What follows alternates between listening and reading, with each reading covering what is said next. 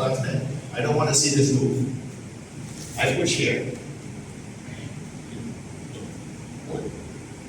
Push harder. Not so bad, right? Same power. Same power. Same amount of strength. Make sure that doesn't move, okay?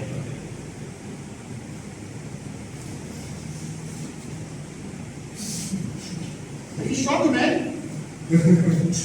Do not block with this part of your stick. Block in that mid part of your stick, because that's where you'll have more power. The farther I go up, no matter how hard he is holding that, it's not going to work. And 2, and 3/4 both the side lows. 3 and 4.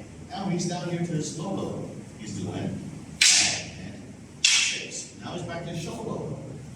7, and now his low low, the opposite low low. 8.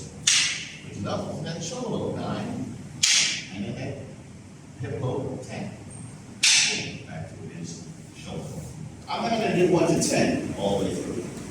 And because I will be moving around, he doesn't have to do this diamond stepping. This diamond stepping is just a drill to help you build knowing which position you need to be when you do a number 1. So when he does number 1, I need to be in this position. Okay? Now, how I get to this position, there are many different ways.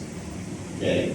I have to figure out a way to be there when I see him do the 1 move. I need to be there. Okay? If I see him do number 2, I need to be there.